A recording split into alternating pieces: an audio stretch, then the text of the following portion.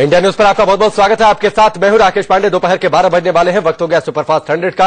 अगले 22 मिनट में नजर डालेंगे 100 बड़ी खबरों पर। और नमस्कार, मैं हूं आपके साथ मैत्री त्रिपाठी। पहली खबर 46 नर्सों की वापसी की। इराक में बंधक बनाई गई नर्सें आजाद होकर वतन वापस लौट आई हैं। एयर इंडिया का विमान उन्हें सुरक्षित वतन लेकर आया है। थोड़ी देर में सभी 46 नर्सें कोची एयरपोर्ट पहुंचने वाली है। कोची एयरपोर्ट पर नर्सों के परिजन उनका बेसब्री से इंतजार कर रहे हैं।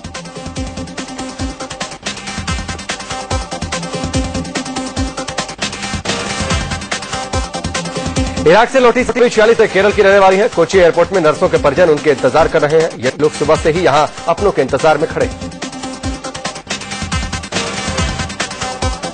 एयर इंडिया का विमान इराक के इरबिल शहर से 46 नर्सों समेत 180 भारतीयों को लेकर आज सुबह मुंबई पहुंचा, जहां से विमान नर्सों को लेकर कोची के लिए रवाना हुआ।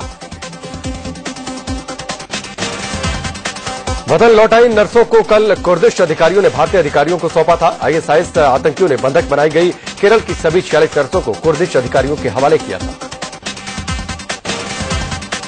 इराक में आतंकी संगठन आईएसआईएस ने नर्सों को तिक्रित स्थित उनके अस्पताल से अगवा किया। आतंकियों ने मोसुल की एक पुरानी इमारत में उन्हें बंधक बना के रखा था। ये जगह तिक्रित से 250 किलोमीटर दूर है। बीजेपी नेता मुख्तार अब्बास नकवी ने नर्सों की रिहाई पर खुशी जाहिर की है। उन्होंने इसे मोदी सरकार की कामयाबी बताया। जी को मोदी जी की सरकार के विदेश मंत्री सुषमा स्वराज जी को बहुत बहुत बधाई कि उन्होंने बहुत संवेदनशीलता, बहुत ही प्रभावी ढंग से, बहुत कूटनीतिक तरीके से हमारे जो भारत के लोग वहां फंसे हुए थे उनको उनके घरों तक पहुंचाने और वापस लाने में महत्वपूर्ण भूमिका निभाई। नर्सों के अलावा वतन वापसी से पहले अबुधाबी एयरपोर्ट पर इंडिया न्यूज को कुछ भारतीयों ने अपनी आपबीती सुनाई। ये लोग पंजाब, हिमाचल, हरियाणा और राजस्थान के रहने वाले हैं। इलाहाबाद का एक परिवार भी इराक में दहशतगर्दी के माहौल के बीच भी सुरक्षित अपने घर लौट आया है। परिवार के तीनों लोग इसे चमत्कार से कम नहीं मान रहे। तीनों के मुताबिक जो इराक में उन्होंने देखा उसे वो पूरी जिंदगी भूल नहीं पाएंगे। उधर अमेरिका ने इराक संकट पर चिंता जताई है। अमेरिका ने कहा कि इराक और सीरिया के बड़े हिस्से पर आईएसआई के कब्जे के सुरक्षा का गंभीर खतरा पैदा हो गया है। इराक में जल्द ही नई सरकार बननी चाहिए। उधर कल हुए बवाल के बाद मुरादाबाद में आज हालात काबू में है। चप्पे चप्पे पर पुलिस की तैनाती की गई है। कांठ इलाके में अभी भी तनाव के हालात बने हुए हैं। मुरादाबाद के इस इलाके में ज्यादातर दुकानें बंद देखी गई। सड़कों पर सन्नाटा पसरा रहा। रेलवे स्टेशन पर भी लोगों की आवाजाही न के बराबर दिखी। इससे पहले कल यूपी के मुरादाबाद के काठ इलाके में जमकर बवाल हुआ। हरिद्वार रेलवे मार्ग जाम कर रहे बीजेपी कार्यकर्ताओं की पुलिस की झड़प हो गई। हरिद्वार रेल ट्रैक पर प्रदर्शन कर रहे ग्रामीणों को हटाने के लिए गई पुलिस रेलवे मार्ग जाम कर रहे बीजेपी कार्यकर्ताओं की पुलिस की झड़प हो गई। हरिद्वार रेल ट्रैक पर प्रदर्शन कर रहे ग्रामीणों को हटाने के लिए गई पुलिस की हवाई फायरिंग के बाद लोग भड़क गए और पुलिस पर पथराव कर दिया। मुरादाबाद में होने वाली महापंचायत को प्रतिबंधित कर प्रशासन ने समूचे जिले में धारा 144 लागू कर दी थी, लेकिन जिद पर अड़ी बीजेपी ने माहौल की फिक्र किए बिना पुलिस को निशाने पर लिया और मुरादाबाद हरिद्वार रेलवे ट्रैक जंग का मैदान बन गया। यह सारा हंगामा मुरादाबाद में बीजेपी नेताओं को हिरासत में लिए जाने के बाद शुरू हुआ। काठ रेलवे स्टेशन पर हुए भारी पथराव में मुरादाबाद के डीएम चंद्रकांत बुरी तरह से घायल हो गए। एसपी धर्मवीर को भी चोटें आई। दरअसल कांठ में बीजेपी कार्यकर्ताओं ने मुरादाबाद हरिद्वार रूट को जाम कर दिया था। डीएम दलबा के साथ पहुंचे तो लोगों ने पथराव शुरू कर दिया। डीएम को कई पत्थर लगे। किसी तरह से भीड़ से बचाकर पुलिस उन्हें अस्पताल ले गई। उन्हें इलाज के लिए दिल्ली रेफर किया गया है। मुरादाबाद के काठ में महापंचायत में जाने से बीजेपी नेताओं को रोके जाने से ये लोग भड़के हुए थे। काठ में रेलवे ट्रैक को जाम कर बैठे इन लोगों से पुलिस ने हटने को कहा तो प्रदर्शनकारी पुलिस से ही भिड़ गए और जमकर पथराव कर दिया। भीड़ को तितर बितर करने के लिए पुलिस ने आंसू गैस के गोले छोड़े, लेकिन लोग रेलवे ट्रैक से हटने को तैयार ही नहीं थे। पटरी के पास पड़े पत्थरों को उठा उठाकर ये प्रदर्शनकारी पुलिस की तरफ फेंकने लगे। मुरादाबाद के काठ रेलवे स्टेशन पर पुलिस और प्रदर्शनकारियों के काफी देर तक इसी तरह से झड़प होती रही। पुलिस ने लोगों से रेलवे ट्रैक खाली करने को कहती तो पब्लिक की तरफ से पथराव शुरू हो जाता था। मुरादाबाद के कांठ रेलवे स्टेशन पर लोगों ने इस कदर पथराव शुरू किया कि एक बार पुलिस को भी उल्टे पांव भागना पड़ा। भारी सुरक्षा बंदोबस्त के बावजूद प्रदर्शनकारियों को रोकने में पुलिस के पसीने छूट गए। कांग्रेस प्रवक्ता राशिद दलवी ने मुरादाबाद में हुए बवाल के लिए बीजेपी को जिम्मेदार ठहराया।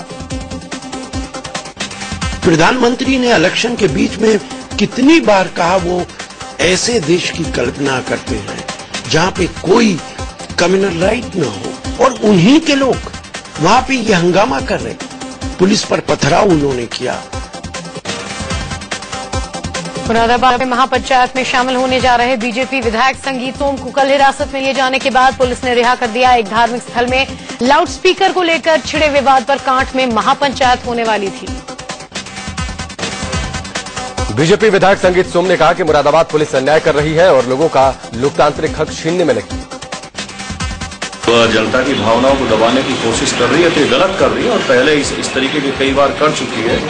और मुझे तो बड़े अफसोस के साथ कहना पड़ रहा है कि लोकतांत्रिक देश में अपनी बात लोकतंत्र में रख नहीं सकते। मुरादाबाद के कांठ में महापंचायत में पहुंचने से पहले अमरोहा से बीजेपी सांसद कंवर सिंह तंवर को भी हिरासत में ले लिया गया। साथ ही कई बीजेपी कार्यकर्ताओं नेताओं को भी पुलिस ने महापंचायत में जाने से रोक दिया है। उधर मुरादाबाद के कांठ में पुलिस की मुस्तैदी बढ़ा दी गई है। इलाके में पुलिस लगातार पेट्रोलिंग कर रही है और यहां नेताओं को आने से रोक रही है। जो भी नेता यहां आने की कोशिश कर रहे हैं उन्हें हिरासत में ले लिया जा रहा है।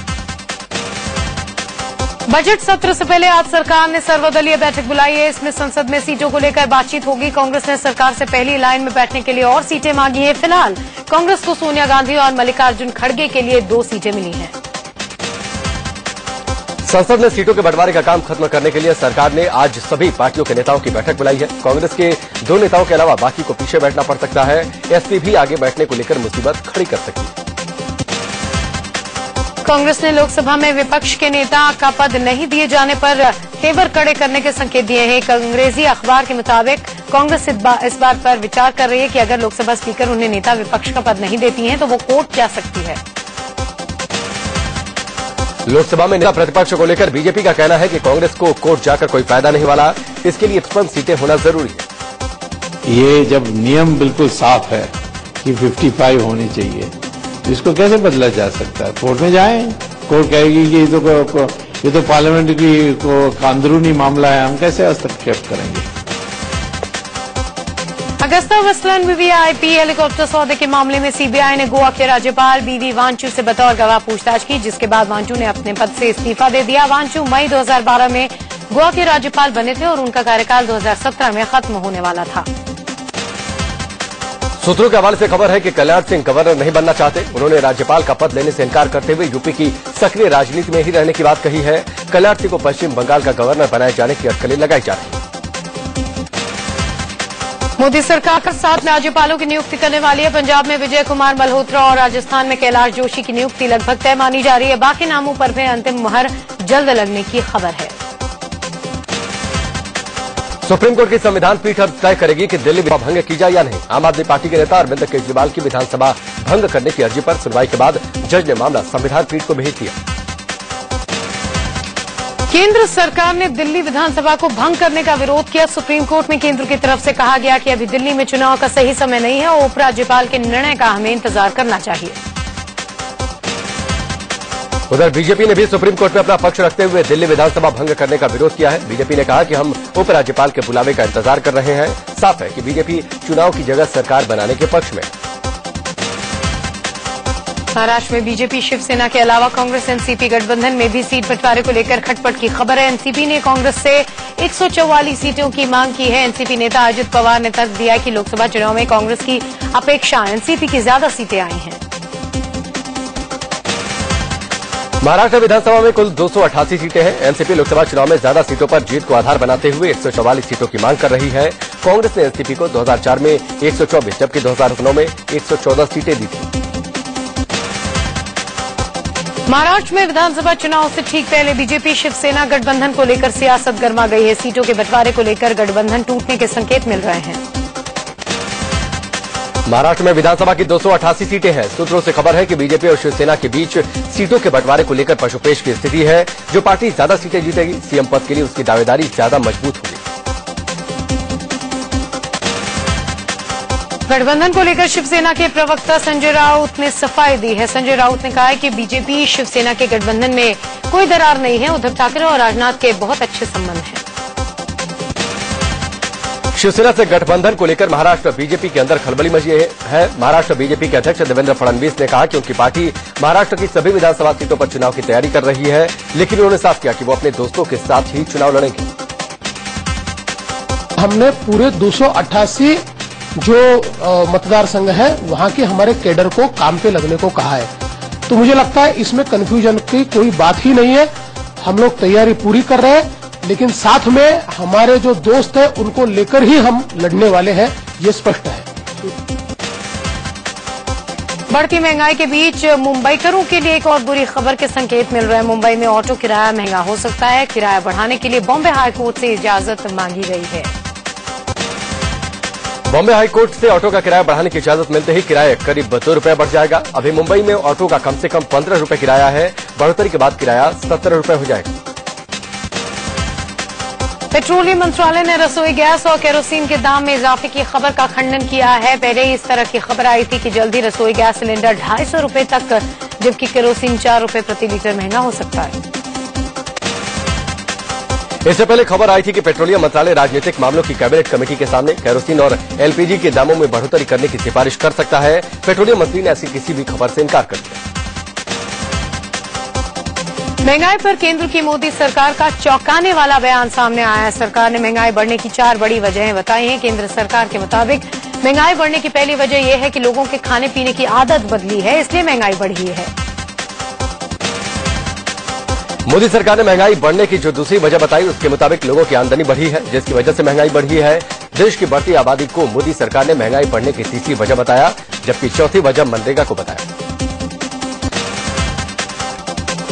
राज्यों के खाद्य मंत्रियों की बैठक में वित्त मंत्री अरुण जेटली ने कहा कि जमाखोरों पर लगाम लगाना जरूरी है। उन्होंने कहा कि जमाखोरी के चलते जुलाई से दिसंबर के बीच कई चीजों के दाम बढ़ जाते हैं। जुलाई से दिसंबर तक का हर वर्ष की अवधि होती है, कुछ वस्तुओं की कीमतें बढ़ती हैं। जो लोग जमाखोरी करते हैं कि बाद में थोड़ा महंगी बिकेगी, उसको जमाखोरी करके इकट्ठा कर लेते हैं। खाद्य और उपभोक्ता मंत्री रामविलास पासवान ने कहा कि देश में अनाज का भारी भंडार है। पासवान ने भी माना कि जमाखोरी के चलते कीमतें बढ़ रही हैं। उन्होंने जमाखोरों पर लगाम के लिए कानून बनाने की बात कही। महंगाई के विरोध में समाजवादी पार्टी के कार्यकर्ताओं ने वाराणसी में अनोखा प्रदर्शन किया। इन कार्यकर्ताओं ने एक ऑटो को अच्छे दिन एक्सप्रेस का नाम दिया, फिर इसके ऊपर सिलेंडर और सब्जियां बांधकर भैंस से खिंचवाया। लंबे इंतजार के बाद आखिरकार वैष्णो देवी जाने वाले श्रद्धालुओं की एक बड़ी मुराद पूरी हो गई। कल प्रधानमंत्री नरेंद्र मोदी ने कटरा उधमपुर रेलवे सेवा का उद्घाटन किया और हरी झंडी दिखाकर कटरा स्टेशन से पहली ट्रेन श्री शक्ति एक्सप्रेस को रवाना किया। इस ट्रेन को श्री शक्ति एक्सप्रेस के रूप में जाना जाए, ताकि माता वैष्णो देवी के चरणों में हम जा रहे हैं, इसकी अनुभूति यात्रियों को लगातार होती रहे। उधमपुर कटरा रेलवे लाइन शुरू हो जाने से अब वैष्णो देवी जाने वाले श्रद्धालु सीधे कटरा तक पहुंचेंगे। पहले श्रद्धालुओं को ट्रेन से या तो जम्मू उतरना होता था या फिर उधमपुर, और फिर यहां से सड़क के रास्ते कटरा तक जाना पड़ता था। कटरा से उधमपुर स्टेशन तक की दूरी 25 किलोमीटर की है और ये सफर आधे घंटे में पूरा होगा। कटरा से उधमपुर के बीच 7 सुरंगें और 30 छोटे बड़े पुल हैं। इस रेलवे लिंक के बीच चक्राखवाल नाम का एक छोटा सा स्टेशन भी है। कटरा से उधमपुर तक का लिंक पहाड़ी इलाके में सबसे बड़ा रेलवे प्रोजेक्ट था। इस रेलवे लाइन को तैयार करने में 18 साल का वक्त लगा और इस मेगा रेलवे प्रोजेक्ट में 1132 करोड़ रुपए की लागत आई। ब्रिटिश जनता से छेड़छाड़ के मामले में आज से नेस वाडिया की तरफ से गवाहों का मुंबई पुलिस बयान दर्ज करेगी। पिछले दिनों नेस ने 9 गवाहों की लिस्ट मरीन ड्राइव पुलिस को दी है। पुलिस सबके बयान दर्ज करने के बाद ही आगे की कार्रवाई करेगी। पंजाब किंग्स 11 के अधिकारी तारा शर्मा के बयान के बाद नेस वाडिया की मुश्किलें बढ़नी तय मानी जा रही हैं। गवाह के तौर पर दिए गए बयान में तारा ने प्रीति के आरोपों को सही बताया और कहा कि उन्होंने नेस और प्रीति जिंटा को झगड़ते हुए देखा था।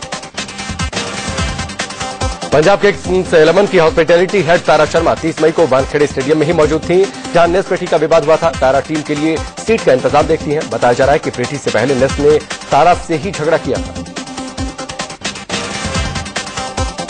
बिग बॉस सीजन 5 की कंटेस्टेंट रही पूजा मिश्रा ने बॉलीवुड एक्ट्रेस ईशा कोप्पिकर के पति टिम्मी नारंग और उनके भाई राहुल पर छेड़खानी का आरोप लगाया है। पूजा का आरोप है कि टिम्मी और उनके भाई राहुल नारंग ने उनका शारीरिक शोषण करने की कोशिश की है।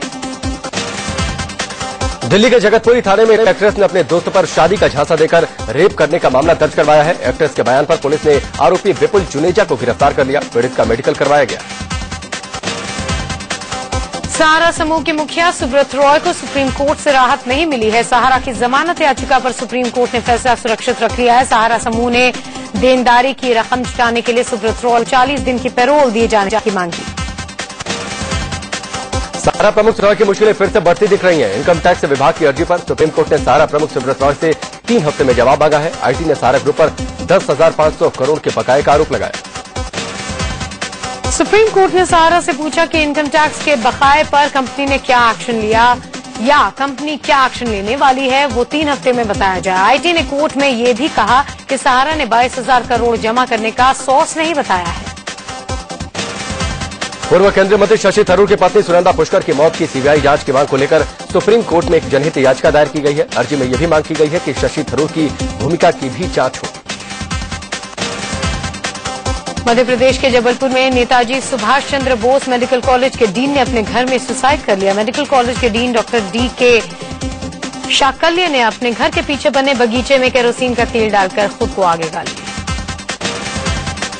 Doctor DK. शाकल्य को अस्पताल ले जाया गया, लेकिन उन्हें बचाया नहीं जा सका। सूत्रों के मुताबिक घटनास्थल से सुसाइड नोट भी मिला है। पुलिस डॉक्टर शाकल्य की मौत को संदिग्ध बता रही है और जांच के बाद ही किसी नतीजे पर पहुंचने की बात कह रही है।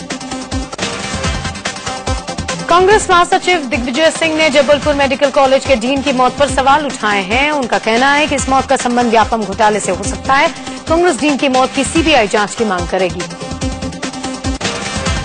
दरअसल डॉक्टर शाकल्य के डीन बनने के बाद जबलपुर मेडिकल कॉलेज में फर्जी डॉक्टरों पर सबसे ज्यादा कार्रवाई हुई। अब तक 93 फर्जी डॉक्टर बर्खास्त किए जा चुके हैं। इन सभी के तार व्यापम घोटाले से जुड़े बताए जा रहे हैं। माना जा रहा है कि इन मामलों को लेकर डॉक्टर शाकल्य पर भारी दबाव था। यूपी के बस्ती में सरेआम पुलिस की गुंडई देखने को मिली। चेकिंग के नाम पर एक टीचर को तो पुलिस वाले ने बीच राह थप्पड़ भी जड़ दिया। बाइक पर सवार होकर जा रहे इस टीचर को इस सिपाही ने गाड़ी के पेपर दिखाने को कहा। उसके बाद बिना देर किए थप्पड़ जड़ दिया। बस्ती पुलिस ने फवारा तिराहे पर चेकिंग अभियान चलाया। इसी दौरान कई लोगों से पुलिस ने गाली गलौज भी की, यहां तक कि टीचर को भी जमकर गालियां दी। लोगों से बस्ती पुलिस की ये बदतमीजी कोतवाल की देखरेख में हो रही थी, लेकिन आम लोगों से जिस तरह इन सिपाहियों का बर्ताव था उसे उन्होंने भी रोकने की कोशिश नहीं की। दिल्ली के जगतपुरी इलाके में देर रात एक कार ने 7 साल के बच्चे को रौंद दिया। बच्चे को गंभीर स्थिति में अस्पताल में भर्ती करवाया गया है। पुलिस ने कार के ड्राइवर को हिरासत में ले लिया है। दिल्ली से सटे ग्रेटर नोएडा में बदमाशों ने एक बाइक सवार को गोली मार दी। आसपास के लोगों ने बाइक सवार को अस्पताल में भर्ती करवाया, लेकिन दादरी के मोहन स्वरूप अस्पताल ने बिना फर्स्ट एड दिए ही पीड़ित को गाजियाबाद रेफर कर दिया। बाद में पुलिस की दखल के बाद इलाज शुरू हुआ। दरअसल मनोज नाम का ये शख्स अपनी दुकान बंद कर बाइक से घर वापस लौट रहा। रास्ते में कार सवार बदमाशों ने उसे रोक लिया और गोली मार दी। फिलहाल पुलिस ने मामले की तफ्तीश शुरू कर दी है। दरअसल मनोज नाम का ये शख्स अपनी दुकान बंद कर बाइक से घर वापस लौट रहा। रास्ते में कार सवार बदमाशों ने उसे रोक लिया और गोली मार दी। फिलहाल पुलिस ने मामले की तफ्तीश शुरू कर दी है। यूपी के गाजीपुर पुलिस ने दोहरे हत्याकांड के मामले में 2 लोगों को गिरफ्तार किया है। बहरियाबाद इलाके में 21 जून की रात संग्राम मौर्य और भगवान मौर्य की गला काटकर हत्या कर दी गई थी। पुलिस के मुताबिक जमीन विवाद में हत्या की गई थी। हरियाणा के फरीदाबाद में एक युवक की दिन दहाड़े गोली मारकर हत्या कर दी गई। पुलिस ने 4 लोगों के खिलाफ केस दर्ज कर मामले की जांच शुरू कर दी है। हत्या के पीछे मामूली विवाद बताया जा रहा है। लखनऊ के दुर्ग विजयगंज इलाके में एक महिला की रहस्यमय हालत में लाश मिलने से सनसनी फैल गई। महिला की लाश घर के अंदर बेड पर पड़ी मिली। मायके वालों का आरोप है कि दहेज के लिए उनकी बेटी को मार दिया गया। पुलिस ने तफ्तीश शुरू कर दी है। फरीदाबाद पुलिस ने सूर्या विहार इलाके में सेक्स रैकेट को बेनकाब करते हुए 5 महिलाओं समेत 7 लोगों को गिरफ्तार किया। पुलिस को खबर मिली थी कि यहां रहने वाला एक दंपति सेक्स रैकेट चलाता है। सूचना पर पुलिस ने यहां छापेमारी की और अब आगे की कार्रवाई में जुट गई। यूपी के प्रतापगढ़ में नाबालिग छात्र के अपहरण, दुष्कर्म और अश्लील एमएमएस बनाने का सनसनीखेज मामला सामने आया है। प्रतापगढ़ के सर्वोदय इंटर कॉलेज के प्रिंसिपल पर आरोप है कि उसने 11वीं की छात्रा को मार्कशीट देने के बहाने बुलाया और प्रबंधक के साथ मिलकर अगवा कर सुनसान कमरे में लेकर गया। अश्लील एमएमएस बनाकर छात्रा को ब्लैकमेल करने की कोशिश की गई। वारदात के बारे में बताने पर परिजनों को जान से मारने की धमकी दी गई। पुलिस ने कड़ी कार्रवाई की बात कही है। कोयम्बटूर में किसानों ने अवनी उत्सवम त्योहार का नाच गाने के साथ स्वागत किया। यह त्योहार तमिल महीने की शुरुआत और धान की रोपाई के साथ शुरू होता है।